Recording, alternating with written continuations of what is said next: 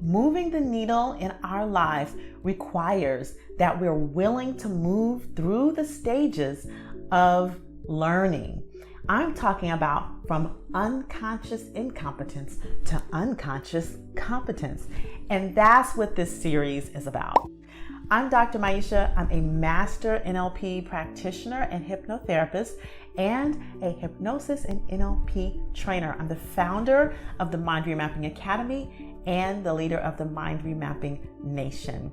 And I help people to eliminate the unconscious conversations that stand in the way of you performing at your highest level and being your best self and truly creating a life you design.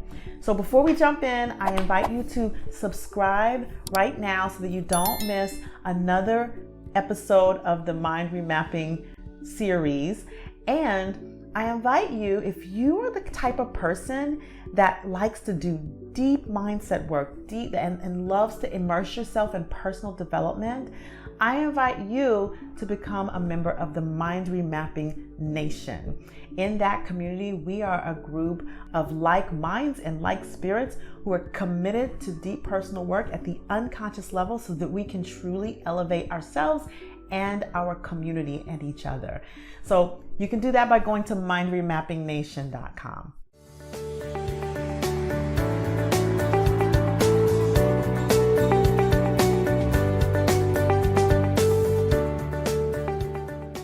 Now, we have been talking about the stages of learning. And in the first video, I gave an overview of what those stages are. In the second video, we talked about unconscious incompetence. That is not having the skill and not knowing that you don't have the skill. And in the last video, we talked about conscious incompetence, and we talked about what that means, the challenges of it, and how to move through it. So now we've come to this place where we've moved through the stage of conscious incompetence. That means being aware that there's a deficit in skill. Remember, incompetence doesn't mean a lack of intelligence. It only means a deficit in learning, a gap in learning, a gap in skill. Remember from the last video, I said that. When we talk about incompetence, it's just a gap in learning or a gap in skill. And you can easily close that gap by moving into conscious competence. Now, how do you do that? First of all, when I talk about conscious competence, I'm talking about you're acquiring the skill, right? You're becoming facilitated in the skill. So let's take the baby, for example. We're moving through the baby example. Let's take the baby. So the baby now has discovered its feet and has discovered that the purpose of the feet and the legs is to be able to walk. But before, the baby had no concept of walking. Even after it discovered its feet, what did the baby do? Put the feet in the mouth. But now the baby has discovered, okay, the feet are for walking. And the baby's begun to stand up and cruise along the couches, cruise along the tables. It is beginning to gain competence, conscious competence. So when I talk about conscious competence, I'm talking about that you gain the skill, but you still have to focus and concentrate to execute the skill. That may mean putting certain structures in place, breaking it down into smaller steps in order to achieve the goal or achieve the skill, putting structures in place that assist in achieving the skill. It's a level of focus that you still have to maintain, you still have to be aware and conscious of in order to execute whatever that skill is. Now, some of you who follow me by now know that I am an avid yoga practitioner for 13 years now, almost 14 years. And there are yoga poses, or we call them asanas, that are very, very challenging for me, but I can actually perform them. That is a state of conscious competence. I have to break them down. I have to focus. I have to concentrate. I have to breathe in order to do some of these more advanced or challenging poses.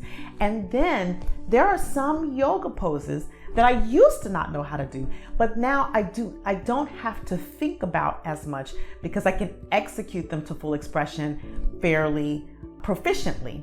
And so that I'm in a state of unconscious competence, which we're going to talk about in the next video. So now let's think about this in terms of changing our thinking or changing our mindset, because this is a really important one, and one that I feel like many people fail to recognize. When we talk about skill, people think about job or working with their hands or things that are more physical in the world.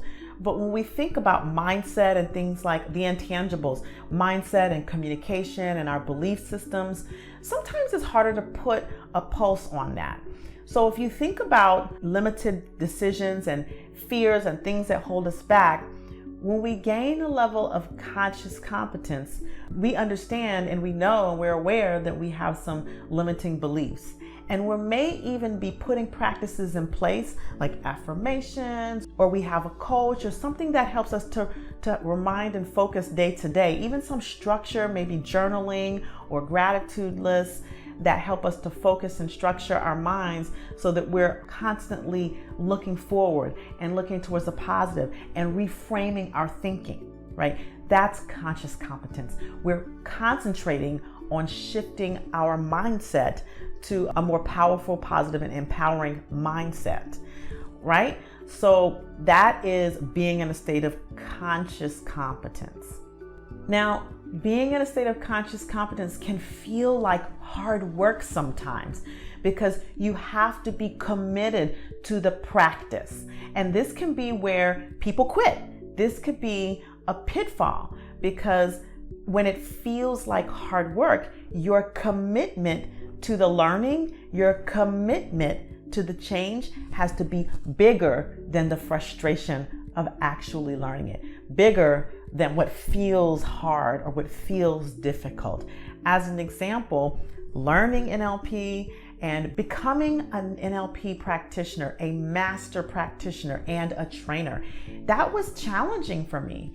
And it was not only challenging the learning of it, but to remember to put it in practice daily. It's just like for me with yoga, people think of yoga as being a mat practice, or sometimes even just a breathing practice, but it's actually a practice that spans into all areas of my life. When I'm dealing with my child, when I'm dealing with my relationship. So it's the same thing with mindset. It's the same thing with being committed to a new learning. When you're in that state of conscious competence, it feels hard, but you must be committed to the learning in order to get to that next phase, which is unconscious competence, which puts you right on the pathway to mastery.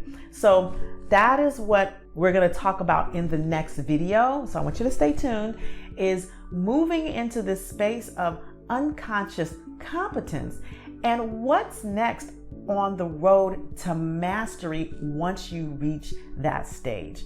So the question I have for you is, where are you consciously competent and committed to moving yourself to mastery? I'd love to hear your feedback. Put a comment in the chat box. And of course, I love this because it's all based in NLP. It's all based in empowering you to learn the deeper recesses, the deeper inner workings of the mind, so that you can be in the driver's seat. You can be at the source of your life. And if you are finding this intriguing and inspiring and attractive, you may want to consider learning NLP, whether it's for leadership, whether it's for your career, business, parenting, relationship. It really does help to transform you and your life and the people around you. So if you're interested in learning more about how you can get into one of our upcoming trainings, you can go to remapmymind.com. There you can read more about the methodology of NLP, read more about hypnosis, about create your future techniques, and you can also learn about how to get into our next training in the coming months. So go to remapmymind.com. And of course, if you feel like you need a little bit more personal work, one-on-one to get you ready for a program like this, then you can go to remapmymind.today. All right, so stay tuned, because in the next video, the final video, we're going to talk about getting to unconscious competence as an access to the road to mastery. All right, you guys have a great rest of the day. I'll see you on the next video. Namaste.